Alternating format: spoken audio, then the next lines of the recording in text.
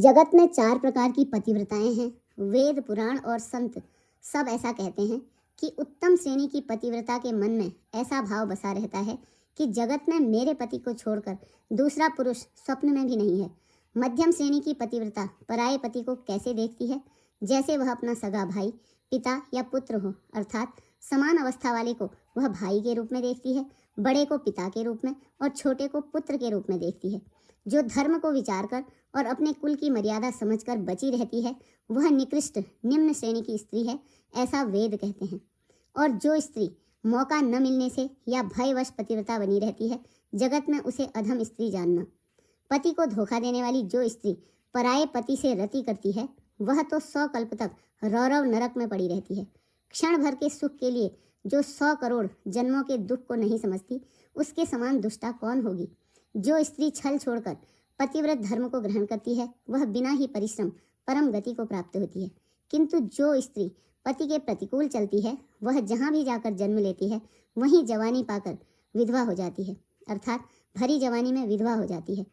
स्त्री जन्म से ही अपवित्र है, किंतु पति की सेवा करके वह अनायास ही शुभ गति प्राप्त कर लेती है। पतिव्रत धर्म के कारण ही आज भी तुलसी जी भगवान को प्रिय हैं और चारों वेद उनका यश गाते हैं। हे सीता, सुनो, तुम्हारा तो नाम ही ले लेकर स्त्रियां पतिव्रत धर्म का पालन करेंगी। तुम्हें तो श्री रामचंद्र जी प्राणों के समान प्रिय हैं। यह पतिव्रत धर्म की कथा तो मैंने संसार के हित के लिए कही है। जानकी जी ने सुनकर परम सुख पाया और आदरपूर्वक उनके चरणों में सिर नवाया। तब कृपा की खान श्री रामचंद्र जी ने मुनि से कहा, आज्ञा हो तो अब दूसरे वन में जाऊं। मुझ पर निरंतर कृपा करते रहिएगा और अपना सेवक जानकर स्नेह न छोड़िएगा। धर्म धुरंधर प्रभु श्री रामचंद्र जी के वचन सुनकर ज्ञानी मुनि प्रेम पूर्वक बोले, ब्रह्मा, शिव और संकादी सभी परमार्थवादी तत्ववेत्ता जिनकी कृपा चाहते हैं, हे राम जी, आप वही निष्काम पुरुषों के भी प्रिय और दीनों के बंधु भगवान हैं, जो इस प्रकार कोमल वचन बोल रहे हैं। अब मैंने लक्ष्मी जी की चतुराई समझी, जिन्होंने सब देवताओं को छोड़कर आप ही को भजा।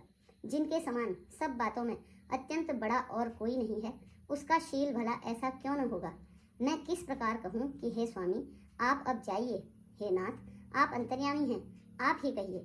ऐसा कहकर धीर मुनि प्रभु को देखने लगे। मुनि के नेत्रों से प्रेमाश्रुओं का जल बह गया और शरीर पुलकित हो गया।